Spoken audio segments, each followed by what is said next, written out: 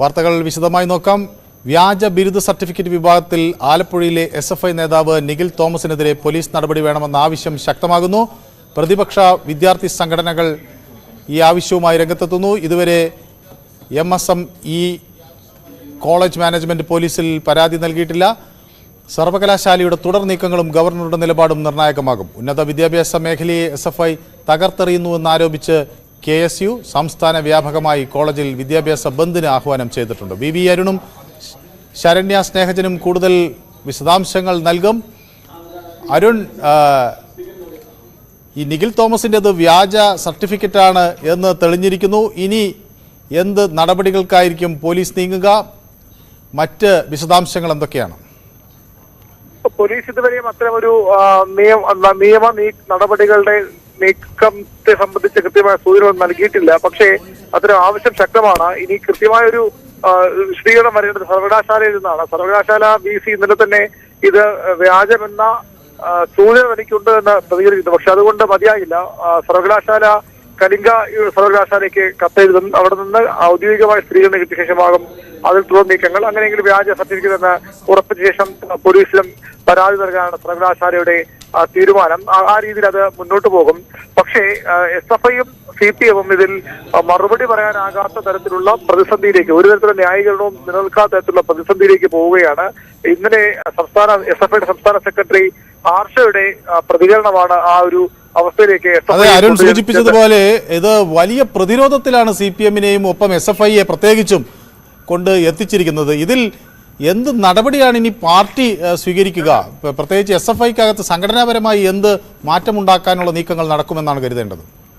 തീർച്ചയായും അത് തന്നെയാണ് ഏറ്റവും പ്രധാനപ്പെട്ട കാര്യം. SFIയുടെ ഈ പോക്ക് കഴിഞ്ഞ കുറെ നാളുകളായി CPM നേതൃത്വത്തെ അലോസരപ്പെടുത്തുന്നതാണ്. അത് തിരുവനന്തപുരം ജില്ലയിലെ SFIയുടെ പ്രശ്നങ്ങൾ നമ്മൾ കണ്ടതാണ്. അതിനുശേഷം വയനാട് രാഹുൽ ഗാന്ധി MPയുടെ ഓഫീസ് അടിച്ചു തകർത്ത വിഷയം, ഒടുവിൽ മഹാരാജാസ്, അതിനുശേഷം ഇപ്പോൾ ഇതും കൂടെ ആകുമ്പോൾ SFIയുടെ ഈ പോക്ക് ഒട്ടും ശരിയല്ല നിലപാടിലേക്ക്, നിഗമനത്തിലേക്ക് CPM നേതൃത്വം എത്തുന്നു. ഇങ്ങനെ അവരെ കയറൂരി വിടാൻ കഴിയില്ല. അതുകൊണ്ട് തന്നെ പിടിമുറുക്കണം SFIയിൽ. SFIയുടെ സംസ്ഥാന സെക്രട്ടറി അടക്കം പ്രധാനപ്പെട്ട നേതാക്കളൊക്കെ CPMയുടെ സംസ്ഥാന സെക്രട്ടറി അടക്കം പ്രധാനപ്പെട്ട നേതാക്കളൊക്കെ SFIയിലൂടെ കടന്നു വന്നവരാണ്. അതിന്റെ പാരമ്പര്യമുള്ള നേതാക്കൾ. അതുകൊണ്ട് തന്നെ അവർക്ക് വൈകാരികമായ ഒരു പ്രശ്നം കൂടിയാണത്. SFI ഇങ്ങനെ കയറൂരി വിടാൻ കഴിയില്ല. അവർക്ക് ഒരു മൂക്കേറിടണം, അവരെ കൃത്യമായി നിയന്ത്രിക്കണം എന്നൊരു അഭിപ്രായം CPMൽ ശക്തമാണ്. എങ്ങനെയാണ് അരുൺ അത് സാധ്യമാക്കുക? ഒരു അഴിച്ചുപണിയാണോ ഉദ്ദേശിക്കുന്നത്? എങ്ങനെ ഈ മൂക്കുകയറിടാനായിരിക്കാം പാർട്ടിക്ക് കഴിയുക? SFIയുടെ സമ്മേളനങ്ങൾ ഇപ്പോൾ ജില്ലാ സമ്മേളനങ്ങൾ പുരോഗമിക്കുകയാണ്. വൈകാതെ സംസ്ഥാന സമ്മേളനത്തിലേക്ക് അടക്കം. അങ്ങനെ വരുമ്പോൾ സ്വാഭാവികമായും ഈ നേതൃത്വത്തിൽ മാറ്റമുണ്ടാകും. ഒരുപക്ഷെ അതിനു മുമ്പ് തന്നെ നേതൃത്വത്തിന്റെ അഴിച്ചുപണിക്കുള്ള സാധ്യതയും തള്ളിക്കളയാനാകില്ല. ഈ രീതിയിൽ മുന്നോട്ട് പോകാൻ കഴിയില്ല എന്ന നിലപാട് SFI നേതൃത്വത്തെ അറിയിക്കും. ഒരു പഠന ക്യാമ്പ് അടുത്ത ദിവസങ്ങൾ തന്നെ വിളിച്ചു ചേർക്കാനും CPM ആലോചിക്കുന്നുണ്ട്. SFI പാർട്ടിക്കുണ്ടാക്കുന്ന തലവേദനകൾ, സർക്കാർ ഉണ്ടാക്കുന്ന പ്രതിസന്ധികൾ വളരെ വലുതാണ്. അത് ഈ രീതിയിൽ മുന്നോട്ട് പോകാൻ കഴിയില്ല നിലപാടിലേക്ക് CPM എത്തുകയാണ്. VV അരുൺ ഒരല്പം നേരം എന്നോടൊപ്പം തുടരുക. ശരണ്യ സ്നേഹജൻ കൂടി ആലപ്പുഴയിൽ നിന്ന് ചേരുന്നു. ശരണ്യ, ഇന്നലെ നമ്മൾ കണ്ട അത് രാവിലെ ആർഷോ ഒരു കാര്യം പറയുന്നു, ഉച്ചയാകുമ്പോൾ VCയുടെ പ്രതികരണം വരുന്നു. അതോടുകൂടി കാര്യങ്ങൾ വീണ്ടും മാറ്റിപ്പറയേണ്ട ഒരവസ്ഥയിലേക്ക് SFI നേതാക്കൾ എത്തുന്നു. എന്ത് തരത്തിലുള്ളൊരു മാറ്റമുണ്ടാകുമെന്നാണ് ശരണ്യ കരുതുന്നത്? അതോടൊപ്പം തന്നെ ഈ വിഷയം ഇനി പോലീസിലേക്ക് വരുന്നതിനെക്കുറിച്ചും ഒക്കെയുള്ള വിവരങ്ങൾ ലഭ്യമാകുന്നുണ്ടോ?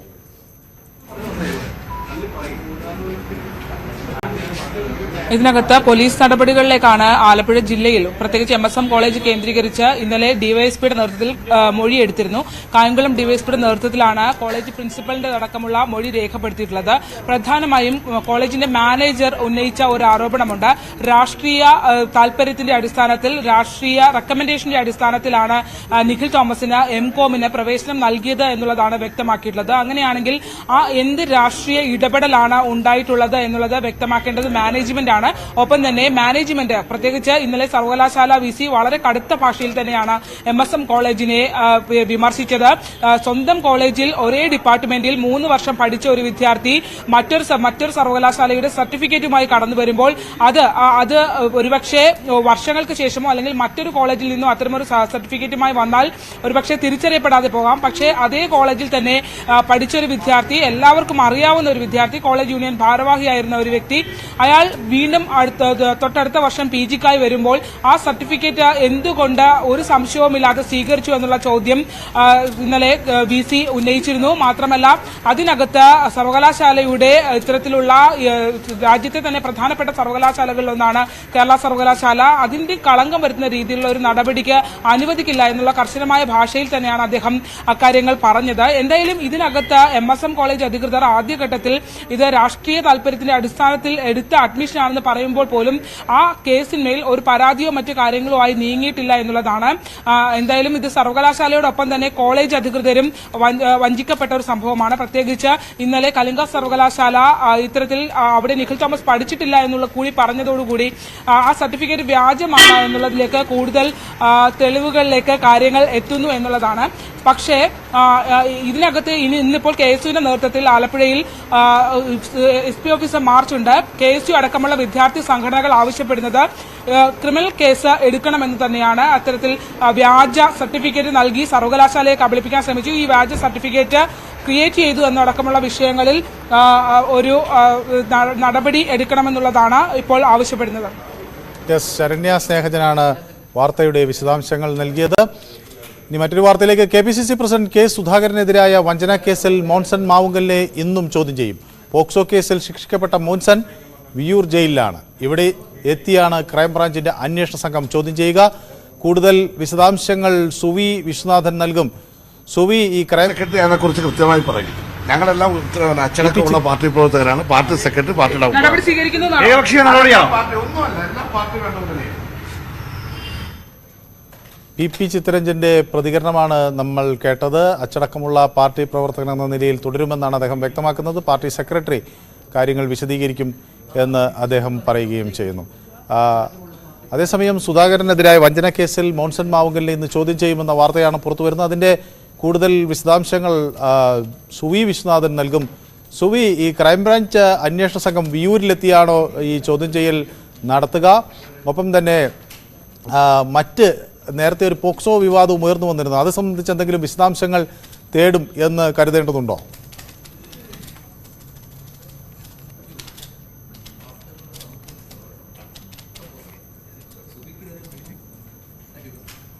സുവി, മോൻസൺ മാവുങ്കലിനെ ഇന്ന് ചോദ്യം ചെയ്യുന്നത് വിയൂരിലെത്തിയാണ് എന്ന് മനസ്സിലാക്കുന്നു. അതോടൊപ്പം തന്നെ ഈ പോക്സോ കേസിൻ്റെ കാര്യവും കഴിഞ്ഞ ദിവസം പുറത്തു വന്നിരുന്നല്ലോ. MP ഗോവിന്ദൻ മാഷ് അത് വ്യക്തമാക്കുകയും ചെയ്തിട്ടുണ്ട്. അപ്പോൾ ആ വിഷയങ്ങളിലൊക്കെ വിശദാംശങ്ങൾ ആരായും എന്ന് കരുതേണ്ടതുണ്ടോ? അതോ ഈ സാമ്പത്തിക തട്ടിപ്പ് വഞ്ചന കേസുമായി ബന്ധപ്പെട്ട കാര്യങ്ങളിൽ മാത്രമായിരിക്കുമോ മൊഴി രേഖപ്പെടുത്തുക?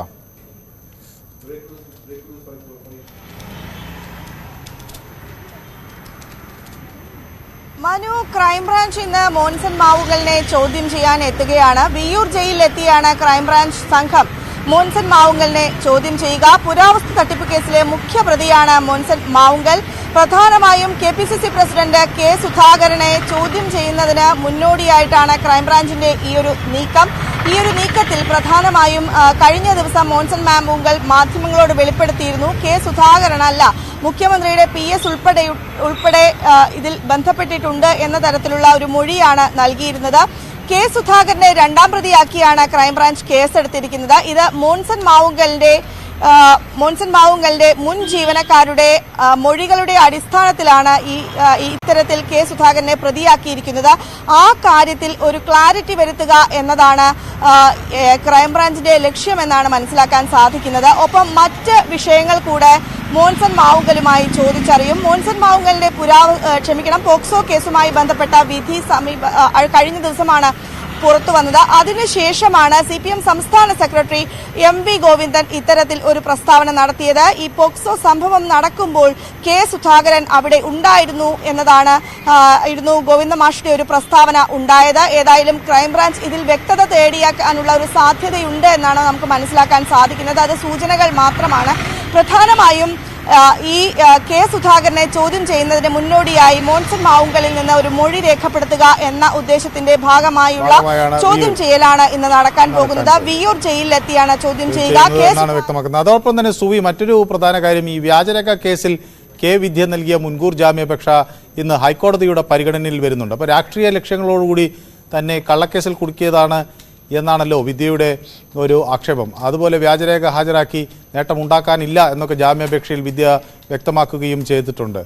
അപ്പോൾ എന്താണ് അത് സംബന്ധിച്ചുള്ള വിശദാംശങ്ങൾ? എങ്ങനെ, എത്ര മണിക്കായിരിക്കും ഇത് പരിഗണിക്കുക? ഇന്ന് തന്നെ ഇതിൽ വിധി ഉണ്ടാകും എന്ന് കരുതേണ്ടതുണ്ടോ?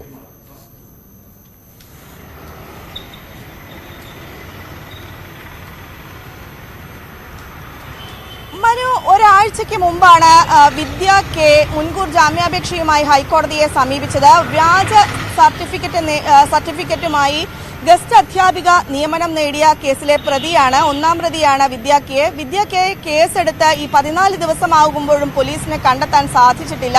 ഏതായാലും ഒരാഴ്ച വിദ്യ അപേക്ഷ സമർപ്പിച്ച് ഹർജി സമർപ്പിച്ച് ഒരാഴ്ചയ്ക്ക് ശേഷമാണ് ഹൈക്കോടതി വിദ്യയുടെ മുൻകൂർ ജാമ്യാപേക്ഷ പരിഗണിക്കുന്നത് എന്നത് എടുത്തു പറയേണ്ട കാര്യമാണ്. കഴിഞ്ഞ ദിവസങ്ങളിലൊന്നും തന്നെ പോലീസിന് ഇവരെ കണ്ടെത്താൻ സാധിച്ചിട്ടില്ല. ഏതായാലും പരിഗണനയിൽ ഇരിക്കുകയാണെങ്കിൽ പ്രതിയെ അറസ്റ്റ് ചെയ്യരുത് എന്ന് നേരത്തെ തന്നെ സ്വാഭാവികമായി അങ്ങനെയാണല്ലോ.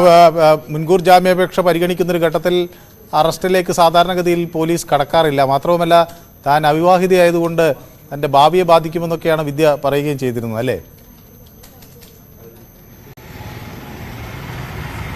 തീർച്ചയായും മനു, ഇത് രാഷ്ട്രീയ ആരോപണങ്ങൾ മാത്രമാണ്. ഇതൊരു കള്ളക്കേസാണ്. താൻ ഒരു അവിവാഹിതയാണ്.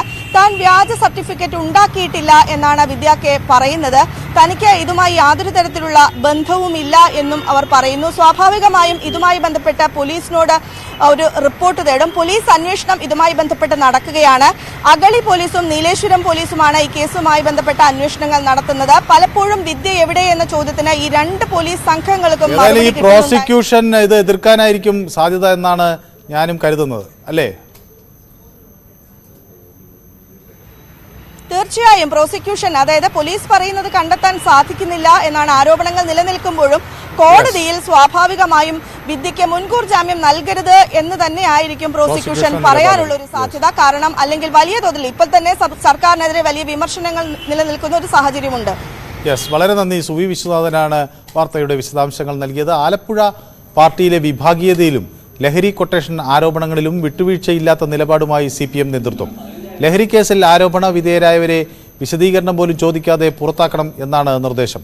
കൊട്ടേഷൻ മാഫിയ സംഘങ്ങളെ കൈകാര്യം ചെയ്യാൻ പ്രത്യേക അന്വേഷണ സംഘത്തെ നിയോഗിക്കാൻ സർക്കാരിനോട് ആവശ്യപ്പെടും. നടപടി നേരിട്ട് പ്രമുഖർ, അതോടൊപ്പം തന്നെ ആ പ്രമുഖർക്ക് അപ്പുറത്ത് 28 ഏരിയ കമ്മിറ്റി അംഗങ്ങളെ കൂടി തരം താഴ്ത്തിയിട്ടുണ്ട്. ജില്ലാ കമ്മിറ്റി യോഗം ഇന്ന് ചേരുന്നുണ്ട്. ശരണ്യ സ്നേഹജനാണ് വാർത്തയുടെ വിശദാംശങ്ങൾ നൽകുന്നത്. ശരണ്യ സ്നേഹജൻ, ഇന്നലെ ഈ സെക്രട്ടേറിയറ്റ് ചേർന്നു, ആളുകളെ തരം താഴ്ത്തി, PP ചിത്തരഞ്ജനെ തരം താഴ്ത്തിയതിൻ്റെ വിവരങ്ങൾ പുറത്തു വന്നിരുന്നു. ഇപ്പോൾ 28 ഏരിയ കമ്മിറ്റി അംഗങ്ങളെ കൂടി തരം താഴ്ത്തിയതിൻ്റെ വിവരങ്ങൾ വരുന്നു.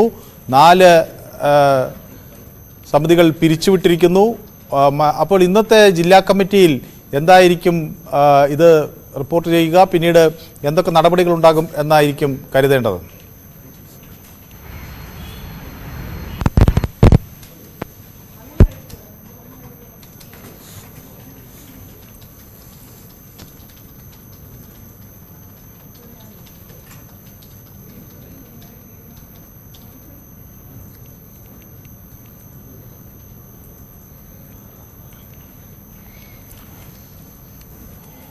ആലപ്പുഴയിലെ പാർട്ടി വിഭാഗീയതയും ലഹരി കൊട്ടേഷൻ ആരോപണങ്ങളിലും CPM കടുത്ത നടപടികളാണ് സ്വീകരിക്കുന്നത്. ശരണ്യ സ്നേഹജൻ, നേരത്തെ ഒരു ശബ്ദ പ്രശ്നമുണ്ടായിരുന്നു. ശരണ്യയ്ക്ക് ഇപ്പോൾ കേൾക്കാമെന്ന് കരുതുന്നു. ശരണ്യ, ഈ ജില്ലാ കമ്മിറ്റിയാണല്ലോ ഇന്ന് ചേരുന്നത്. അപ്പോൾ ഇനി ഈ നടപടികളുടെ ഭാഗമായി എന്തൊക്കെ ഉണ്ടാകും എന്നാണ് കരുതേണ്ടത്?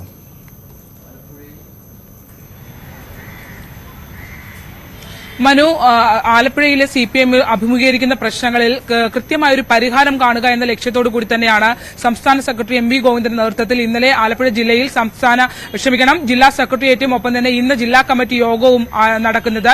ഇന്നലെ നടന്ന സെക്രട്ടേറിയറ്റിൽ തന്നെ ഏറെക്കുറെ വളരെ സങ്കീർണമായ പ്രശ്നങ്ങളിൽ സംഘടനാ നടപടികൾ അടക്കമുള്ള വിഷയങ്ങളിലേക്ക് നേതൃത്വം നീങ്ങിയിരുന്നു. സംസ്ഥാന കമ്മിറ്റി കണ്ടെത്തിയ കണ്ടെത്തലുകളുടെ അടിസ്ഥാനത്തിൽ CPMന്റെ തന്നെ 2 സെക്രട്ടേറിയറ്റ് അംഗങ്ങളാണ് ഇന്നലെ ജില്ലാ കമ്മിറ്റി കമ്മിറ്റിയിലേക്ക് തരം താഴ്ത്തപ്പെട്ടത്.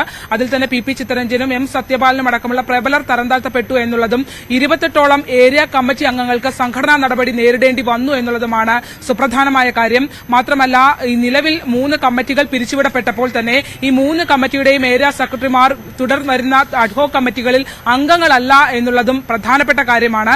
മാത്രമല്ല, ഈ 28ഓളം ഏരിയ കമ്മിറ്റി അംഗങ്ങൾ പിരിച്ചുവിടപ്പെടുമ്പോൾ തന്നെ 4 ലോക്കൽ കമ്മിറ്റികൾ പിരിച്ചുവിട്ടു എന്നുള്ളതാണ്. കുതിരപ്പന്തിയും ആശ്രമവും കൊമ്മാടിയും ഉൾപ്പെടെ 4 ലോക്കൽ കമ്മിറ്റികളാണ് പിരിച്ചുവിടപ്പെട്ടിട്ടുള്ളത്.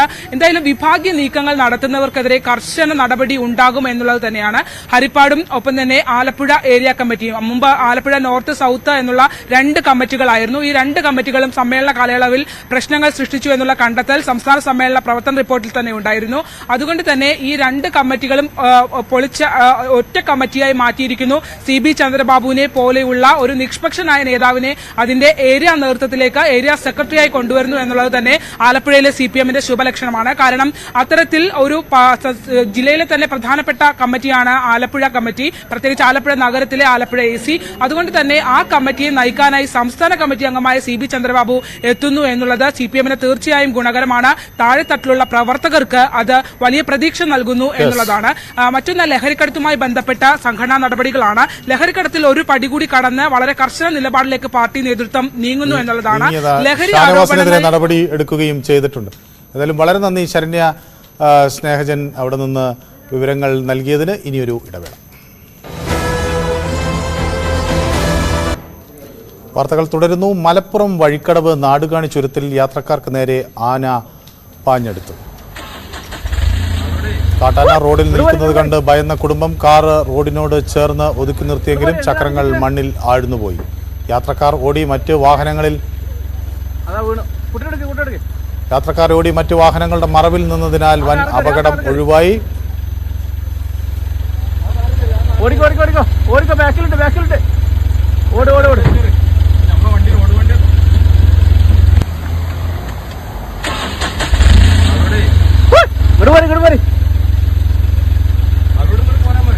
എന്തിനാണ്ടിരിക്കണേ?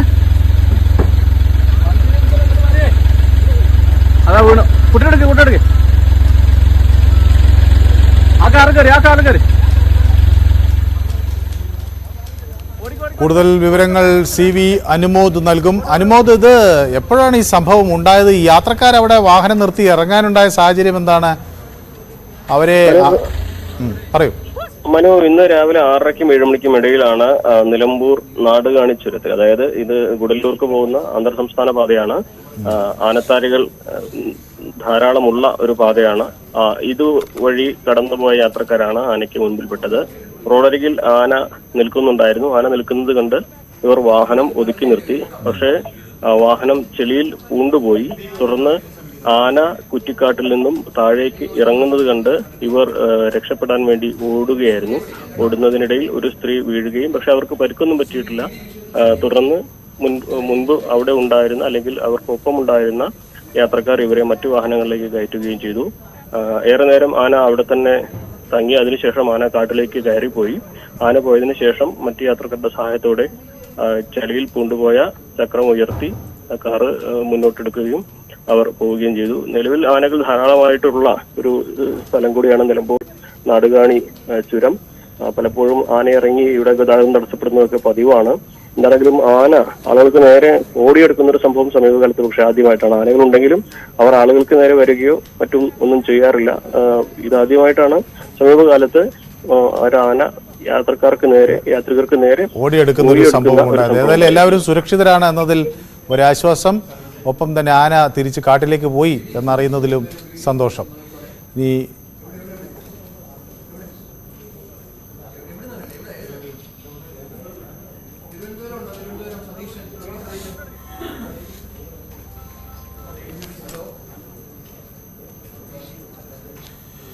മറ്റൊരു വാർത്തയിലേക്ക്. പിന്നാക്ക വിഭാഗത്തിലെ കുട്ടികൾ പഠിക്കുന്ന കോഴിക്കോട് പേരാമ്പ്ര വെൽഫെയർ സ്കൂളിൽ ഇത്തവണ എത്തിയ 2 കുട്ടികൾ ആണ്. പട്ടിക വിഭാഗത്തിൽപ്പെട്ട കുട്ടികൾ പഠിക്കുന്ന സ്കൂളിൽ മറ്റു വിഭാഗത്തിലെ കുട്ടികൾ പ്രവേശനം തേടാറില്ല.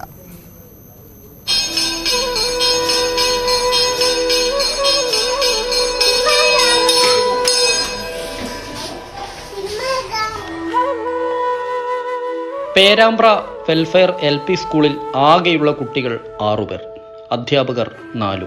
എല്ലാ കുട്ടികളും പറയ സമുദായത്തിൽ നിന്നുള്ളവർ. ജാതിയുടെ അതിർവരമ്പുകൾ ഭേദിച്ച് ഇതര സമുദായത്തിൽ നിന്നുള്ള കുട്ടികൾ കുറച്ചു വർഷങ്ങളായി വരാറില്ല. വന്നാൽ തന്നെ ഇതര സമുദായത്തിൻ്റെ തിട്ടൂരം ഭയന്ന് തിരിച്ചു പോവുകയാണ് പതിവ്. ഇവിടെ പ്രശ്നം ജാതി തന്നെയാണ്, അതിന്മേലുള്ള ഐത്തവും.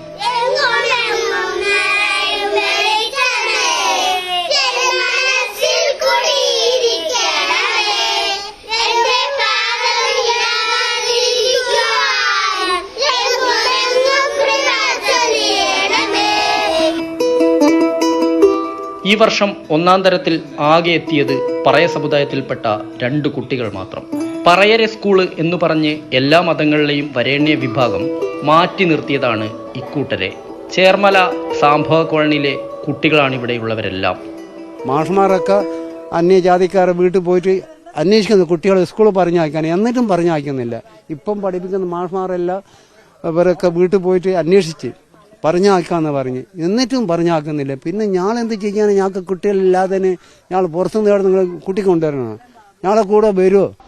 സ്കൂളിന് ചുറ്റുമുള്ളവരുടെ എല്ലാം കുട്ടികൾ മറ്റു സ്കൂളുകളിലാണ് പഠിക്കുന്നത്.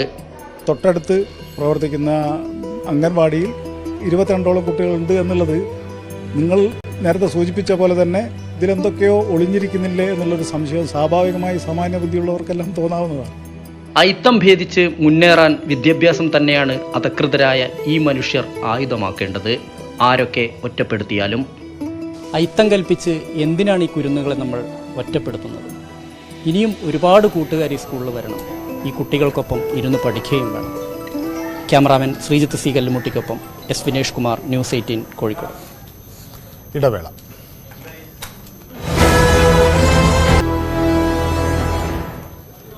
വാർത്തകൾ തുടരുന്നു.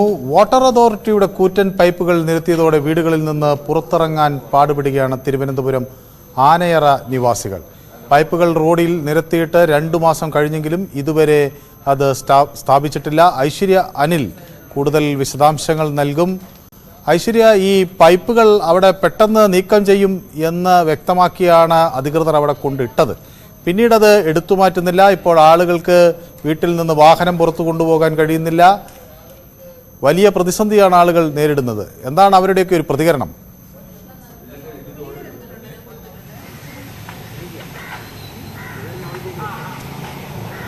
മനു, തിരുവനന്തപുരം ആനയറ മഹാരാജാസ് ലെയിനിലാണ് ഇത്തരത്തിലൊരു പടുകൂറ്റൻ പൈപ്പ് നമുക്ക് ദൃശ്യങ്ങൾ കാണാവുന്നത് പോലെ, അതായത് വീടുകളുടെ തൊട്ടു മുൻപിലായാണ് ഇത്തരത്തിൽ പൈപ്പുകൾ സ്ഥാപിച്ചിട്ടുള്ളത്. ഇത് ഒരു റോഡ് മാത്രമാണ്. ഇതിന്റെ താഴേക്കുള്ള റോഡുകളിലും സമാനമായ പൈപ്പുകളുണ്ട്.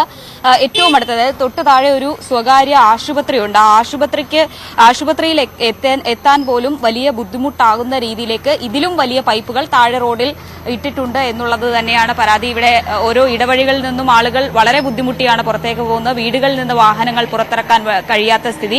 ആർക്കെങ്കിലും എന്തെങ്കിലും തരത്തിലുള്ള ശാരീരിക ബുദ്ധിമുട്ടുകൾ ഉണ്ടായാൽ അല്ലെങ്കിൽ ആരോഗ്യ പ്രശ്നങ്ങൾ ഉണ്ടായാൽ ഒരു ആംബുലൻസ് പോലും വരാത്ത രീതിയിലേക്കാണ് കാര്യങ്ങൾ പോകുന്നത്. നമുക്ക് ഇവിടുത്തെ പ്രദേശവാസികളോട് തന്നെ ചോദിക്കാം. റെസിഡൻസ് അസോസിയേഷൻ ഭാരവാഹികളൊക്കെ നമ്മളോടൊപ്പം ഉണ്ട്. ചേട്ടാ, എത്ര നാളായി ഈ പൈപ്പ് ഇങ്ങനെ കൊണ്ടിട്ടിട്ട്? 3 മാസക്കാലമാകും. 3 മാസക്കാലമായിട്ട് ആളുകൾക്ക് വെളിയിലോട്ട് ഇറങ്ങാൻ നിവൃത്തിയില്ലാത്ത ഒരവസ്ഥയാണ്. ആളുകളുടെ സഞ്ചാര സ്വാതന്ത്ര്യം നിഷേധിച്ചുകൊണ്ടുള്ള ശരിക്കും ഒരു മനുഷ്യാവകാശ ലംഘനമാണ് ഇവിടെ നടക്കുന്നത്. ഇതിനെതിരെ ഞങ്ങൾ എല്ലാ മിക്കവാറും അധികാരികളെയൊക്കെ സമീപിച്ചു കഴിഞ്ഞു. ആളിൽ നിന്നും ഒരു പ്രതികരണവും ഇല്ലാത്ത അവസ്ഥയാണ്. ഇതിനെതിരെ ശക്തിയായ പ്രതിഷേധമാണ്. ഈ രാജ്യത്തെ, ഈ നാട്ടിൽ എല്ലാ രാഷ്ട്രീയ കക്ഷികളും നല്ല ശക്തിയായി പ്രവർത്തിക്കുന്നവരാണ്. ഒരൊറ്റ രാഷ്ട്രീയ കക്ഷി പോലും ഇതിനെതിരെ ഒരു പ്രസ്താവനയോ ഒരു സമരമോ നടത്തിയിട്ടില്ല. ഞങ്ങൾ മാത്രമാണ്, ഈ അസോസിയേഷൻ മാത്രമാണ് ആദ്യമായിട്ട് ഇതിനെതിരെ ശക്തിയായ രംഗത്ത് വന്നിട്ടുള്ളത്. ഞങ്ങൾ ശക്തിയായ പ്രക്ഷോഭം തുടരുക തന്നെ ചെയ്യും. ഈ വീടുകളിൽ നിന്ന് പോലും പുറത്തേക്ക് ഇറങ്ങാൻ പറ്റാത്ത പോലും പുറകുന്നതല്ല. കുട്ടികൾ സ്കൂളിൽ പോകുന്ന കുട്ടിയൊക്കെ പറ്റുന്നില്ല. സ്കൂളുകളെ ഈ പൈപ്പിന്റെ അപ്പുറവും ഇപ്പുറവും നമ്മൾ ചാക്കിട്ട്, മണലി ചാക്കിട്ട് അതിന്റെ പുറത്തുകൂടെ കയറി വേണം ഇപ്പുറത്തിറങ്ങാൻ. ഏതാണ്ട് 1 കിലോമീറ്ററോളം നടന്ന് വേണം കുട്ടികളെ സ്കൂളിലുള്ള ബസ് കയറ്റി വിടാൻ.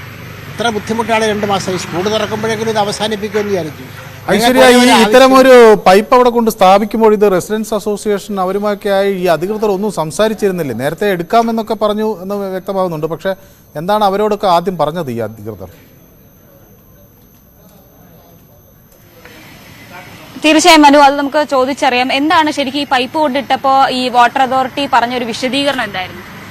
വാട്ടർ അതോറിറ്റി പൈപ്പ് കൊണ്ടിട്ടപ്പോൾ പറഞ്ഞ വിശദീകരണം എന്ന് പറയുന്നത് ഏതാണ്ട് ഒരു 15 ദിവസത്തെ പണി മാത്രമേ ഉള്ളൂ. അതായത് നമ്മുടെ ഇവിടെ നിന്ന് ചാക്ക ബൈപ്പാസ് റോഡിലോട്ട് കയറുന്ന ബൈപ്പാസിലൂടെ റോഡിനടിയിലൂടെ കുഴിച്ചിറക്കുന്ന പണിയാണ് നടക്കേണ്ടത്. അതുകൊണ്ടാണ് അതിനു വേണ്ടിയുള്ള മെഷീനറീസ് എല്ലാം എത്തിക്കഴിഞ്ഞ് പണി തുടങ്ങി 15 ദിവസമാണ് അവർ മാക്സിമം പറഞ്ഞത്. ഇപ്പോൾ ഏതാണ്ട് 3 മാസമാകുന്നു, ഇതുവരെയും പണി തീർന്നിട്ടില്ല. ഇവിടുത്തെ പ്രധാന സ്വകാര്യ ആശുപത്രിയായ ലോർഡ്സ് ഹോസ്പിറ്റലിലേക്ക് രോഗികൾക്ക് പോകാൻ പറ്റുന്നില്ല, ആംബുലൻസിന് പോകാൻ പറ്റുന്നില്ല. ഈ സമീപത്തുള്ള ഒരു 150ഓളം വീടുകളിലുള്ള ആളുകൾക്ക് അവരുടെ വാഹനങ്ങൾ പുറത്തിറക്കാൻ പറ്റാതെ ബാറ്ററി വരെ കേടായ ഒരവസ്ഥയാണ് ഉണ്ടായിരിക്കുന്നത്. കുട്ടികൾക്ക് സ്കൂളിൽ പോകുന്നതിനുള്ള സ്കൂൾ വാഹനങ്ങളൊന്നും ഈ റോഡ് വഴി ഇപ്പം വരാറില്ല. അപ്പോൾ ഇതിനെതിരെ ഞങ്ങൾ റെസിഡൻസ് അസോസിയേഷന്റെ പ്രസിഡന്റാണ് ഞാൻ. റെസിഡൻസ് അസോസിയേഷന്റെ നേതൃത്വത്തിൽ ഞങ്ങളൊരു പ്രതിഷേധ ധർണ നടത്തി. ഇനി ഞങ്ങളൊരു മനുഷ്യാവകാശ കമ്മീഷനിൽ പരാതി കൊടുക്കാനിരിക്കുകയാണ്. ലോർഡ്സ് ഹോസ്പിറ്റലിൽ ഈ വിഷയത്തിൽ കോടതിയിൽ കേസ് ഫയൽ ചെയ്തിരിക്കുകയാണ്. ബന്ധപ്പെട്ട കൗൺസിലറും നമ്മുടെ കടകംപള്ളി വാർഡ് MLAയുമായിട്ടും ഞങ്ങൾ ഈ വിവരം സംസാരിക്കുകയും അവർ വേണ്ട കാര്യങ്ങൾ വേണ്ട രീതിയിൽ മുന്നോട്ട് കൊണ്ടുപോവുകയും ചെയ്തിട്ടുണ്ട്. എങ്കിലും കരാറുകാരന്റെ അനാസ്ഥയാണ് ഈ ഇത്രയും ഒരു പ്രശ്നം ഇത്രയും നീണ്ടുപോകാൻ കാരണമെന്നാണ് ഇപ്പോൾ ഞങ്ങൾക്ക് അറിയാൻ കഴിയുന്നത്. ഇപ്പൊ ഈ 2.5 മാസമായല്ലോ ഈ പൈപ്പ് ഇങ്ങനെ കൊണ്ടിട്ടിട്ട്, അപ്പം ഇത് മാറ്റണം എന്നുള്ള ആവശ്യം പറഞ്ഞപ്പോൾ വാട്ടർ അതോറിറ്റി എന്താണ് പറഞ്ഞത്? വാട്ടർ അതോറിറ്റി കരാറുകാരുടെ അടുത്ത് തന്നെ സമ്മർദ്ദം ചെലുത്തിക്കൊണ്ടിരിക്കുകയാണ്. അവർ എത്രയും പെട്ടെന്ന് നീക്കാമെന്ന് പറയപ്പെടുന്നു. പക്ഷെ നമുക്ക് എന്തുകൊണ്ടാണ് ഇത് പണി നടക്കാത്തത്? പണി നടക്കാത്ത എന്താണെന്ന് വെച്ചാൽ അവർ പറയുന്നത് അവരുടെ ഒരു മെഷീനറി പണി തുടങ്ങി കുറച്ച് കഴിഞ്ഞപ്പോൾ മെഷീനറി കേടായി, പകരം മെഷീനറി വരണം, അതിന്റെ പാർട്സ് മറ്റ് വിദേശ രാജ്യത്ത് നിന്ന് വരേണ്ടതുണ്ട്, അതിന്റെ കാലതാമസമാണെന്നാണ് പറയുന്നത്. അപ്പോൾ അത്രയും നാളെന്ന് പറയുമ്പോൾ എത്ര നാൾ എടുക്കുമെന്ന് അറിയില്ല. അത്രയും നാൾ ഈ ഒരു പൈപ്പുകൾ ഈ സ്ഥലത്ത് ഇങ്ങനെ കിടന്നു കഴിഞ്ഞാൽ നാട്ടുകാരുടെ ഗതാഗതം, വീട്ടിൽ നിന്ന് വാഹനങ്ങൾ പുറത്തിറങ്ങാൻ പറ്റുന്നില്ല, വാഹനങ്ങളുടെ ബാറ്ററി വരെ കേടായ ഒരവസ്ഥയാണ് ഇപ്പോൾ ഉണ്ടായിരിക്കുന്നത്. അത്രയും ഗുരുതരമായിട്ട് ശരിക്കും പറഞ്ഞാൽ ഒരു വീട്ടു തടങ്കലിലായിരിക്കുകയാണ് ഈ ഒരു റെസിഡൻസ് അസോസിയേഷനിലെ അംഗങ്ങൾ മുഴുവനും. ശരിക്കും അതുതന്നെയാണ് കാര്യങ്ങൾ പറഞ്ഞതുപോലെ. ഇവിടെ നമുക്ക് തൊട്ടപ്പുറത്തെ ചുവരിൽ കാണാം, അതായത് വാട്ടർ അതോറിറ്റി ഒരു വിശദീകരണം നൽകിയിട്ടുണ്ട്. ഇവർ പറയുന്നത് പ്രകാരമാണെങ്കിൽ 2 മാസമായി ഈ പണി തുടങ്ങിയിട്ട്, ഈ പണി തുടങ്ങുന്ന അന്ന് മുതൽ ഇവിടെ റോഡ് ഗതാഗതം തടസ്സപ്പെടുന്നതായിരിക്കും എന്നുള്ള വിശദീകരണം ഒരു നോട്ടീസായി ഈ റോഡിലൊക്കെയും വാട്ടർ അതോറിറ്റി പതിപ്പിച്ചിട്ടുണ്ട് എന്നുള്ളത് തന്നെയാണ്. ഈ സീവേജ് പൈപ്പ് ലൈൻ ജോലികൾ നടക്കുന്നതിനാൽ ഇന്നു മുതൽ ഈ റോഡിൽ ഗതാഗതം പൂർണ്ണമായും തടസ്സം നേരിടുന്നതാണ് എന്നുള്ളതാണ് വാട്ടർ അതോറിറ്റിയുടെ ഈ ഒരു നോട്ടീസിൽ പറയുന്നത്. ഈ പണി തുടങ്ങി ഇപ്പോൾ 2.5 മാസമായി, പക്ഷെ ഇപ്പോഴും ഈ പണി പൂർത്തിയാക്കിയിട്ടുമില്ല. ഇതിൽ ഒരു പരിഹാരം കാണാനും അധികൃതർക്ക് ആയിട്ടില്ല എന്നുള്ളത് തന്നെയാണ് നമുക്കിവിടെ നിന്ന് മനസ്സിലാക്കാനാകുന്നത്. വലിയ ബുദ്ധിമുട്ട്, പ്രത്യേകിച്ച് ഞങ്ങൾ വന്നപ്പോൾ മുതൽ കാണുന്നതാണ്. കുരുന്നുകൾക്ക് സ്കൂളിൽ പോകാനുണ്ട്, പ്രായമായവരുണ്ട്, അവർക്ക് മറ്റാവശ്യങ്ങളുണ്ടാകും. പുറത്തിറങ്ങാൻ, അതായത് ഒരു ഇടവഴിയിൽ നിന്ന് പുറത്തിറങ്ങണമെങ്കിൽ ഈ പൈപ്പ് ചാടിക്കിടക്കണം, അല്ല എന്നുണ്ടെങ്കിൽ കിലോമീറ്ററുകൾ മാറി നടന്നു വരേണ്ട ഒരു അവസ്ഥയിലേക്കാണ് ഈ നാട്ടുകാർ പോകുന്നത്. തലസ്ഥാനത്താണ് ഇങ്ങനൊരു സംഭവം. ഇത് അധികാരികളുടെ ശ്രദ്ധയിൽപ്പെട്ടിട്ടും എന്തുകൊണ്ട് നടപടിയെടുക്കുന്നില്ല? ഈ കരാറുകാരുടെ അനാസ്ഥയാണെങ്കിൽ എന്തുകൊണ്ട് അധികൃതർ നടപടിയെടുക്കുന്നില്ല എന്നുള്ള ചോദ്യം ബാക്കിയാണ്. ഇപ്പോൾ നമ്മൾ കാണുന്ന പോലെ തന്നെ പലർക്കും ജോലിക്ക് പോകാനൊക്കെ പുറത്തിറങ്ങണമെങ്കിൽ അവർ ഈ പൈപ്പ് ചാടിക്കടക്കാൻ പറ്റാത്തവരൊക്കെ അത്രയും കിലോമീറ്ററുകൾ മാറി നടന്നു വരേണ്ട ഒരു സാഹചര്യമാണുള്ളത്. എന്തായാലും ഇതിൽ ഒരു വിശദീകരണം ഈ വാട്ടർ അതോറിറ്റി ഈ റെസിഡൻസ് അസോസിയേഷന് നൽകിയിട്ടുള്ളത് എന്ന് പറഞ്ഞു കഴിഞ്ഞാൽ, അവർ സൂചിപ്പിച്ചതുപോലെ തന്നെ ഈ മെഷീനറി കംപ്ലൈന്റ് ആയതാണ് ഇത്തരത്തിലുള്ള കാലതാമസത്തിന് കാരണം എന്നുള്ളതാണ് അവർ നൽകുന്ന വിശദീകരണം. ഇതിൽ ഇനി നടപടിയെടുക്കേണ്ടത് വാട്ടർ അതോറിറ്റി തന്നെയാണ്. മനു. യെസ് ഐശ്വര്യ, ഇത് അവിടെ കൊണ്ടിടുമ്പോൾ ഇത് ഓരോ പൈപ്പായിരിക്കും ഒരുപക്ഷെ കൊണ്ടിട്ടുണ്ടാവുക, പിന്നീട് അത് വെൽഡ് ചെയ്ത് ചേർത്ത ഒരു സാഹചര്യമാണെന്ന് തോന്നുന്നു. ഇനി അത് അവിടുന്ന് നീക്കം ചെയ്യാൻ എങ്ങനെ കഴിയുമെന്നതാണ്. ഇനി അത് മുറിച്ചു തന്നെ നീക്കേണ്ടി വരുമെന്ന് തോന്നുന്നു, അല്ലേ?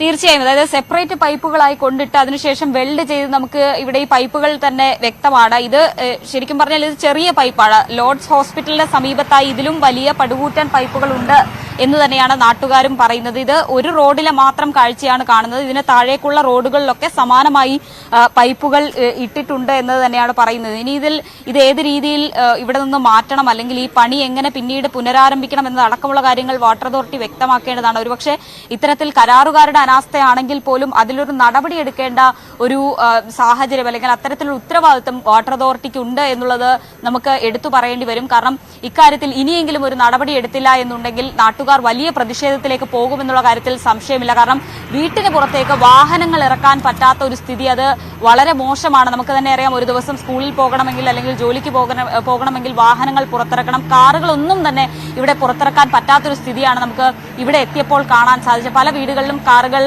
സ്റ്റാർട്ട് ചെയ്യാൻ പോലും പറ്റാത്തൊരു സാഹചര്യം. കാരണം പുറത്തേക്ക് ഇറക്കാൻ കഴിയില്ല. അതുകൊണ്ട് തന്നെ അവർ അത്തരത്തിൽ മൂടി വച്ചിരിക്കുകയാണ്. കാറുകളൊക്കെ തന്നെ കാറുകൾ ഉപയോഗിക്കുന്നില്ല. ടൂ വീലറുകൾ പോലും ബുദ്ധിമുട്ടിയാണ് ഈ പൈപ്പുകളുള്ള സാഹചര്യത്തിൽ പുറത്തേക്ക് വരുന്നത് എന്നുകൂടി നമുക്ക് ഇവിടെ നിന്ന് കണ്ട് മനസ്സിലാക്കാൻ പറ്റും. എന്തായാലും ഇനിയെങ്കിലും അധികൃതർ ഈ വിഷയത്തിൽ ഒരു നടപടിയെടുക്കട്ടെ എന്ന് നമുക്ക് പറയാം. ഈ പൈപ്പുകൾ മുറിച്ചു മാറ്റുകയോ അല്ലെങ്കിൽ ഇവിടെ നിന്ന് അടിയന്തരമായി എടുത്തു മാറ്റുകയോ, അവർക്ക് ഈ ഡ്രെയിനേജിന്റെ പണി പൂർത്തിയായില്ലെങ്കിലും കുഴപ്പമില്ല, ഈ പൈപ്പുകൾ അടിയന്തരമായി എടുത്തു മാറ്റണം എന്നുള്ള ആവശ്യമാണ് ഇപ്പോൾ നാട്ടുകാർ ഇവിടെ നിന്ന് ഉന്നയിക്കുന്നത്. അതിനൊരു പരിഹാരം അടിയന്തരമായി ശാശ്വതമായി ഉണ്ടാകണം എന്നുള്ളത് തന്നെയാണ് നാട്ടുകാരുടെ ആവശ്യം. വളരെ നന്ദി ഐശ്വര്യ. അവിടെ ഈ വാട്ടർ അതോറിറ്റിയുടെ ഒരു പൈപ്പ് കാരണം ആളുകൾക്ക് വീട്ടിൽ നിന്ന് വാഹനം കൊണ്ടുപോകാൻ കഴിയാത്തൊരവസ്ഥ, അങ്ങോട്ടും ഇങ്ങോട്ടും നീങ്ങാൻ കഴിയാത്തൊരവസ്ഥ ഒക്കെയാണ്. അതിൻ്റെ വിശദാംശങ്ങളാണ് ഐശ്വര്യ നൽകിയത്. ഇനി മറ്റൊരു വാർത്തയിലേക്ക്. കോട്ടയത്ത് കഴിഞ്ഞ ദിവസം ED നടത്തിയ റെയ്ഡിൽ വിദേശ കറൻസികൾ കണ്ടെടുത്തു. 1 കോടി രൂപ മൂല്യമുള്ള വിദേശ കറൻസിയാണ് പിടിച്ചെടുത്തത്. സുവി വിശ്വനാഥൻ വാർത്തയുടെ കൂടുതൽ വിശദാംശങ്ങൾ നൽകും. സുവി, 10,000 കോടി രൂപയുടെ ഹവാല ഇടപാടുകൾ ഉണ്ട് എന്ന സൂചനകളാണ് EDക്ക് ലഭിച്ചിട്ടുള്ളത്. കഴിഞ്ഞ കുറച്ച് കാലമായി ED ഈ കേരളത്തിലെ ഇടപാടുകളെ സംബന്ധിച്ചൊക്കെ അവർ രഹസ്യമായി വിവരങ്ങൾ തേടിക്കൊണ്ടിരിക്കുകയായിരുന്നു. ഇതിൽ നിന്നൊക്കെയാണ് ഇപ്പോൾ റെയ്ഡുകൾ നടക്കുന്നത്. എന്താണ് ഇതിൻ്റെ കൂടുതൽ വിശദാംശങ്ങൾ? ഈ വിദേശ കറൻസി ഏത് രാജ്യത്തിൻ്റെതാണ്? എത്ര ആളുകളിൽ നിന്നായാണ് ഈ 1 കോടി രൂപ മൂല്യമുള്ള കറൻസി പിടിച്ചെടുത്തത്? മനു, സംസ്ഥാന വ്യാപകമായിട്ടാണ് എൻഫോഴ്സ്മെന്റ് ഡയറക്ടറേറ്റിന്റെ റെയ്ഡ് നടക്കുന്നത്. കോട്ടയത്ത് എന്ന് നമുക്ക് ചുരുക്കി കാണാൻ സാധിക്കുകയില്ല. സംസ്ഥാനത്ത് മുഴുവനായിട്ടാണ് റെയ്ഡ് നടക്കുന്നത്. സംസ്ഥാനത്ത് 15 ഇടങ്ങളിലാണ് റെയ്ഡ് നടക്കുന്നത്. അതിൽ കോട്ടയം, കൊച്ചി, മലപ്പുറം, ആലപ്പുഴ, എറണാകുളം ഉൾപ്പെടെയുള്ള ഭാഗങ്ങളിൽ റെയ്ഡ് ഉണ്ട് എന്നാണ് മനസ്സിലാക്കാൻ സാധിക്കുന്നത്. നിലവിൽ കോട്ടയത്ത് നിന്നാണ് കൊച്ചി എൻഫോഴ്സ്മെന്റ് ഉദ്യോഗസ്ഥർക്ക് ഈ വിവരം ലഭിച്ചിരിക്കുന്നത്. കോട്ടയത്ത് നടത്തിയ റെയ്ഡിലാണ് ഈ പണം പിടികൂടിയിരിക്കുന്നത്. വിദേശ കറൻസിയാണ് പിടിച്ചെടുത്തിരിക്കുന്നത്. 10,000 കോടി രൂപയുടെ വിദേശ ഇടപാടുകൾ നടക്കുന്നു എന്ന രഹസ്യ വിവരമാണ് എൻഫോഴ്സ്മെന്റ് ഡയറക്ടറേറ്റിന് ലഭിച്ചിരിക്കുന്നത്. അത് കണ്ടെത്തലല്ല. ആ രഹസ്യ വിവരത്തെ തുടർന്ന് നടത്തിയ റെയ്ഡിലാണ് ഇപ്പോൾ വിദേശ കറൻസി പിടികൂടിയിരിക്കുന്നത്. ആ വിദേശ കറൻസിയിൽ ഡോളറും യൂറോയും ദിർഹവും ഉണ്ട് എന്നാണ് മനസ്സിലാക്കാൻ സാധിക്കുന്നത്. ഏതാണ്ട് ഇന്ത്യൻ രൂപയുടെ 1 കോടി രൂപയ്ക്ക് മുകളിൽ മൂല്യം വരുന്ന വിദേശ കറൻസിയാണ് പിടികൂടിയിരിക്കുന്നത്. നമ്മൾ എടുത്തു പറയേണ്ട ഒരു കാര്യം, കൊച്ചി എൻഫോഴ്സ്മെന്റ് ഡയറക്ടറേറ്റിന്റെ നേതൃത്വത്തിലാണ് പരിശോധന നടക്കുന്നത്. കൊച്ചി എൻഫോഴ്സ്മെന്റ് ഡയറക്ടറേറ്റ് ആണ് ഈ കോട്ടയത്ത് നിന്ന് ഈ ഇടപാടുകൾ കണ്ടെത്തിയിരിക്കുന്നതും വിദേശ കറൻസിയാണ് പിടികൂടിയിരിക്കുന്നത്. അതിൻ്റെതായ പ്രാധാന്യവും ഉണ്ട്. കഴിഞ്ഞ ദിവസങ്ങളിൽ കൊച്ചി പെൻഡ മേനകയിൽ ഉൾപ്പെടെ പരിശോധനകൾ നടത്തിയിരുന്നു. ഇന്നലെ വൈകിട്ട് 5 മണിയോടുകൂടിയാണ് എൻഫോഴ്സ്മെന്റ് ഡയറക്ടറേറ്റ് പല ഇടങ്ങളിലായി പരിശോധന നടത്തുന്നത്. ആ പരിശോധനയിലാണ് ഇത്തരത്തിൽ വലിയ ഒരു റെയ്ഡ്, ഇത്തരത്തിൽ വലിയ ഒരു വിദേശ കറൻസി കണ്ടെത്തിയിരിക്കുന്നത്. 1 കോടി രൂപയ്ക്ക് മുകളിൽ ആണ് ഇപ്പോൾ ലഭിച്ചിരിക്കുന്നത്. ഏതായാലും അതിന്റെ കണക്കുകൾ ഇനിയും കൂടുതൽ വരും എന്നാണ് നമുക്ക് എൻഫോഴ്സ്മെന്റ് ഡയറക്ടറേറ്റ് ഉദ്യോഗസ്ഥർ നൽകുന്ന സൂചന. അതുമായി ബന്ധപ്പെട്ട കണക്കുകൾ ഇന്ന് വൈകിട്ടത്തോടുകൂടി, ഒരു പക്ഷേ ഇല്ലെങ്കിൽ നാളെയോടുകൂടി പുറത്തുവിടും എന്നാണ് എൻഫോഴ്സ്മെന്റ് ഡയറക്ടറേറ്റ് ഉദ്യോഗസ്ഥർ നൽകുന്ന സൂചന. മനു, ഈ സംസ്ഥാന വ്യാപകമായി വലിയ റാക്കറ്റുകൾ പ്രവർത്തിക്കുന്നുവെന്നാണോ സുവി നമ്മൾ ഇതിൽ നിന്ന് മനസ്സിലാക്കേണ്ടത്? ഈ ഹവാല ഇടപാടുകൾ കേരളത്തിൽ ഇത്ര സജീവമാകുന്നതിൻ്റെ കാരണമെന്ത് എന്നൊക്കെ ഒരുപക്ഷെ സുവി കണ്ടെത്തി കാണും ഈ EDയുമായൊക്കെ ബന്ധപ്പെട്ടുകൊണ്ട്. എന്താണ് എത്ര വലുതാണ് ഈ റാക്കറ്റിൻ്റെ ഒരു സ്വാധീനം? ഇനിയും കൂടുതൽ റെയ്ഡുകൾക്ക് സാധ്യത തന്നെയാണോ കാണുന്നത്?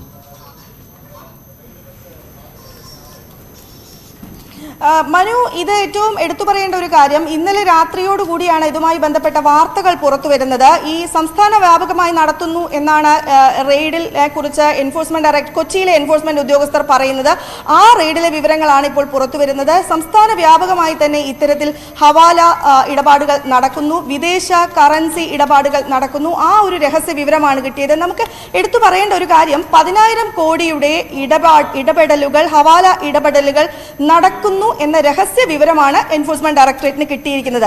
അങ്ങനെ ഒരു കണ്ടെത്തൽ നിലവിൽ എൻഫോഴ്സ്മെന്റ് ഡയറക്ടറേറ്റിന്റെ ഭാഗത്ത് നിന്ന് ഉണ്ടായിട്ടില്ല. അവർ പറയുന്നത് നിലവിൽ ഞങ്ങൾക്ക് 1 കോടി രൂപയുടെ മുകളിൽ മൂല്യം വരുന്ന പണമാണ് ലഭിച്ചിരിക്കുന്നത്. ഏതായാലും അതിൽ കൂടുതൽ ഉണ്ടാകാനുള്ളൊരു സാധ്യതയുണ്ട്. പക്ഷെ അതൊരു 10,000 കോടിയിലേക്ക് എത്തുമോ എന്നറിയില്ല. ഏതായാലും ഞങ്ങൾക്ക് ലഭിച്ചിരിക്കുന്ന വിവരം 10,000 കോടിയുടെ ഇടപാടുകൾ നടന്നു എന്ന രഹസ്യ വിവരമാണ് ലഭിച്ചത്. അത് കണ്ടെത്തലല്ല എന്നാണ് പറയുന്നത്. ഏതായാലും ഇന്ന് കോട്ടയത്ത് വെച്ചാണ് ഈ വിദേശ കറൻസികൾ പിടികൂടിയിരിക്കുന്നത്. മറ്റിടങ്ങളിൽ വെച്ചും ഉണ്ട് എന്ന രീതിയിലുള്ള സൂചനകൾ ലഭിക്കുന്നുണ്ട്. ഏതായാലും ഇതുമായി ബന്ധപ്പെട്ട നിലവിൽ അവർ പറയുന്ന 1 കോടിക്ക് മുകളിൽ ഉണ്ടാകും. ഏതായാലും എക്സാക്ട് കണക്ക് ഞങ്ങൾ വൈകിട്ടത്തോടെയോ നാളെയോടുകൂടിയോ ഇക്കാര്യങ്ങൾ കൂടുതൽ വിവരങ്ങൾ നമുക്ക് തുടർന്ന് നൽകേണ്ടതുണ്ട്. സുബി അത് വിവരങ്ങൾ നൽകും എന്ന് കരുതുന്നു. ഇനി മറ്റൊരു വാർത്തയിലേക്ക്. കഞ്ചിക്കോട് കൈരളി സ്റ്റീൽസ് കമ്പനിയിൽ പൊട്ടിത്തെറി. അപകടത്തിൽ ഒരാൾ മരിച്ചു, 3 പേർക്ക് പരിക്കേറ്റു.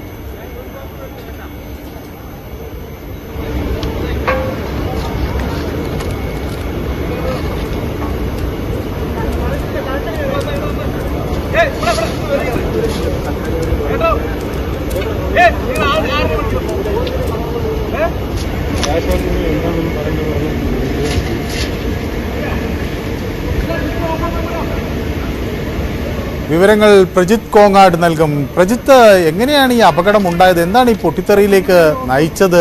ഈ പരിക്കേറ്റവരുടെ ഒരു അവസ്ഥ ഇപ്പോഴെങ്ങനെയാണ്? മനുഭരത്ത് ഇന്ന് രാവിലെ 5:45 കൂടിയിട്ടാണ് കൈരളി സ്റ്റീൽസ് എന്ന കമ്പനിയിൽ പൊട്ടിത്തെറി ഉണ്ടായത്. അവിടെ ഫർണസ് ഓപ്പറേറ്റർ ആയിരുന്ന അരവിന്ദൻ, പത്തനംതിട്ട സ്വദേശി അരവിന്ദനാണ് മരണമടഞ്ഞത്. ബാക്കി 3 പേർക്ക് പരിക്കേറ്റിരിക്കുന്നത് അന്യസംസ്ഥാന തൊഴിലാളികളാണ്.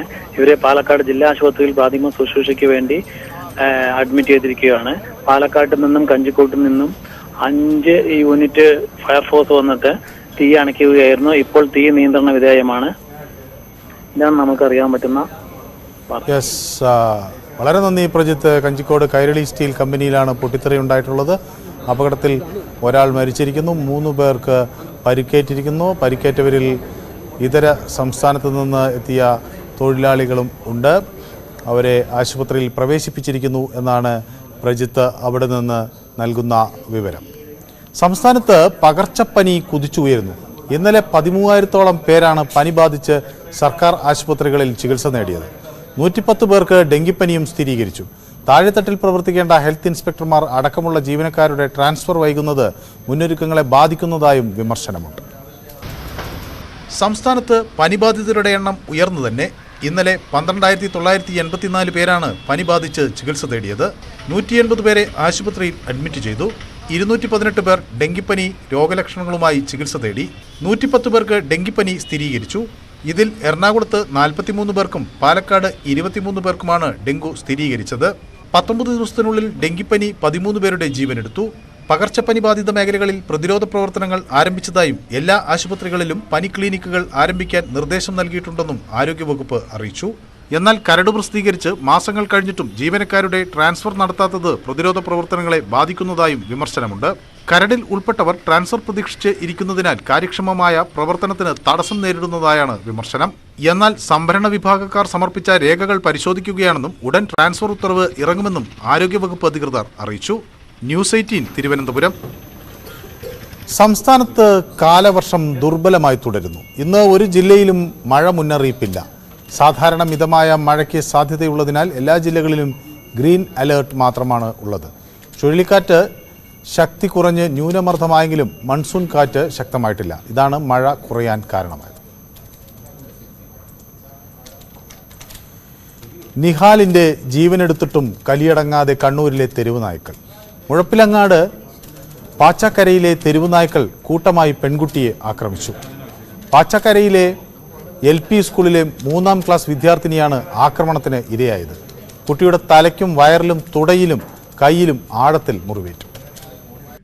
എടക്കാട് റെയിൽവേ സ്റ്റേഷന് പിൻവശത്തുള്ള വീട്ടുമുറ്റത്താണ് പട്ടിക്കൂട്ടം ജാൻവിയെ ആക്രമിച്ചത്. തൊട്ടടുത്ത വീട്ടിൽ കളിക്കാൻ പോയ ചേട്ടനെ അന്വേഷിച്ചു ചെന്ന കുട്ടിയെ നായക്കൂട്ടം ഗേറ്റ് കടന്നു ചെന്ന് കടിച്ചു വീഴ്ത്തുകയായിരുന്നു. 3 നായകൾ കുട്ടിയെ കടിച്ചു കീറി. കുട്ടിയുടെ കരച്ചിൽ കേട്ട് ഓടിയെത്തിയ ആൾക്ക് ഉയരമുള്ള മതിൽ ചാടിക്കടന്നെത്താൻ കഴിഞ്ഞില്ല. തൊട്ടടുത്ത വീട്ടിലെ സ്ത്രീ ഓടിയെത്തിയതുകൊണ്ടാണ് കുട്ടിയുടെ ജീവൻ രക്ഷിക്കാനായത്.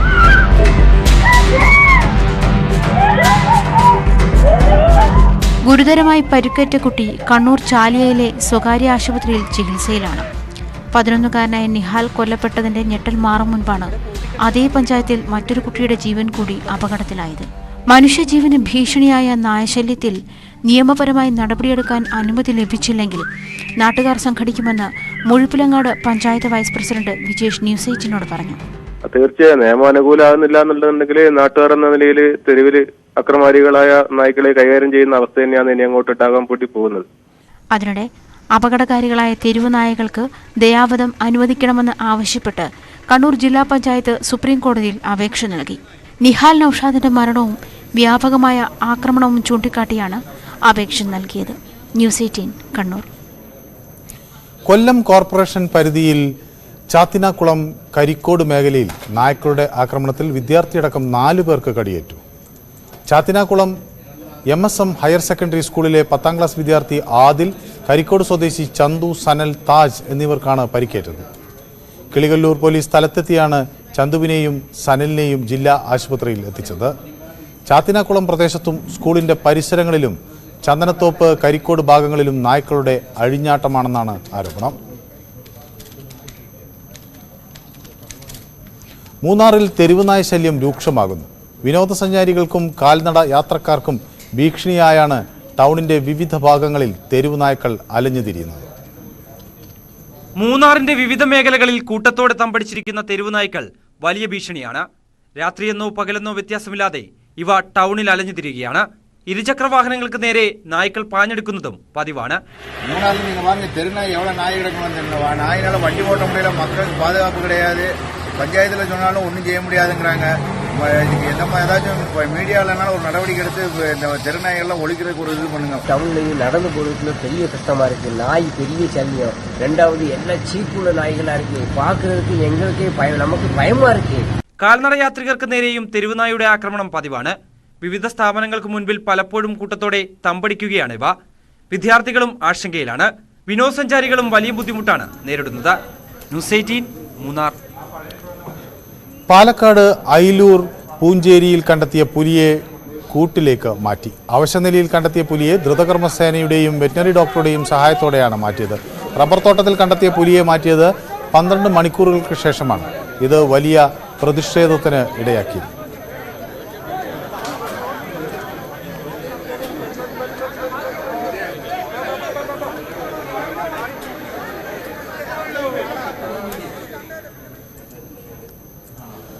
ഇടുക്കിയിലെ തോട്ടം മേഖലയിലെ നിർധന കുടുംബങ്ങളിൽ നിന്നുള്ളവരാണ് ഉടുമ്പൻചോല തമിഴ് മീഡിയം സ്കൂളിലെ വിദ്യാർത്ഥികൾ. UP വിഭാഗത്തിന് അംഗീകാരമില്ലാത്തതിനാൽ പഠനം പാതി വഴിയിൽ മുടങ്ങിപ്പോയ നിരവധി വിദ്യാർത്ഥികൾ മേഖലയിലുണ്ട്. വിദ്യാഭ്യാസ മന്ത്രിയുടെ വാഗ്ദാനത്തിൽ പ്രതീക്ഷയർപ്പിച്ചിരിക്കുകയാണ് ഇവർ. 1999-ലാണ് ഉടുമ്പൻചോലയിൽ തമിഴ് മീഡിയം LP സ്കൂൾ ആരംഭിച്ചത്. 2005-ൽ PTA നേതൃത്വത്തിൽ അൺഎയ്ഡഡായി UP വിഭാഗം ആരംഭിച്ചു. 2009-ൽ സ്കൂളിനെ ഹൈസ്കൂളാക്കി ഉയർത്തി. UP വിഭാഗത്തിന്റെ അംഗീകാരം പിന്നീട് പരിഗണിക്കാം എന്നായിരുന്നു ഉറപ്പ്. UP വിഭാഗത്തിന് അംഗീകാരമില്ലാത്തത് കുട്ടികളുടെ വിദ്യാഭ്യാസ നിലവാരത്തിന് പ്രതിസന്ധി സൃഷ്ടിച്ചു. പഠനം ഉപേക്ഷിച്ച് കുട്ടികൾ തൊഴിലിനിറങ്ങുന്നതും കൗമാരപ്രായത്തിൽ പെൺകുട്ടികൾ വിവാഹിതരാകുന്നതിനും ഇടയാക്കി. തുടർന്ന് മന്ത്രി വി ശിവൻകുട്ടി വിഷയത്തിൽ ഇടപെട്ടിരുന്നു. ന്യൂസ് 18 ഭാഗത്തെ തുടർന്ന് മന്ത്രി ഈ വിഷയത്തിൽ ഇടപെടുകയും DDOയോട് വിവരങ്ങൾ ശേഖരിക്കാൻ നിർദ്ദേശം നൽകുകയായിരുന്നു. അടിയന്തരമായി തന്നെ പീരിമേട് BRCയിൽ ജോലി ചെയ്യുന്ന തമിഴ് അധ്യാപികയെ സേവനം ഇവിടെ ലഭ്യമാക്കും. UP വിഭാഗത്തിന് അംഗീകാരം നൽകുന്നതിനുള്ള നടപടികൾ വേഗത്തിൽ പൂർത്തീകരിക്കാൻ അന്ന് വിദ്യാഭ്യാസ മന്ത്രി നിർദ്ദേശം നൽകി. ബ്രിഡ്ജ് സ്കൂളായി ഉയർത്തുമെന്നായിരുന്നു പ്രഖ്യാപനം. സ്കൂൾ അധികൃതരിൽ നിന്നും വിവരങ്ങൾ ശേഖരിച്ചെങ്കിലും തുടർ നടപടികൾ ഉണ്ടായില്ല. 2015-ൽ മനുഷ്യാവകാശ കമ്മീഷനും വിഷയത്തിൽ ഇടപെടുകയും നടപടി വേഗത്തിലാക്കാൻ നിർദ്ദേശിക്കുകയും ചെയ്തിരുന്നു. ഈ പഞ്ചായത്തിൽ ഹയർ സെക്കൻഡറി സ്കൂൾ ഗവൺമെൻറ് മേഖലയിൽ ഇല്ലാത്തത് ഈ കുട്ടികൾക്ക് വലിയൊരു ബുദ്ധിമുട്ടുണ്ട്. കാരണം തമിഴ് മീഡിയത്തിൽ പഠിച്ച് പുറത്തിറങ്ങുന്ന കുട്ടികൾക്ക് സെക്കൻഡ് ലാംഗ്വേജ് അവർക്ക് തമിഴ് എടുത്ത് പഠിക്കാനുള്ള ഒരു ബുദ്ധിമുട്ട് ഈ ഹയർ സെക്കൻഡറി മേഖലയിൽ നിലവിൽ ഉണ്ട്. UP വിഭാഗത്തിന് ആവശ്യമായ എല്ലാവിധ സൗകര്യങ്ങളും സ്കൂളിലുണ്ട്.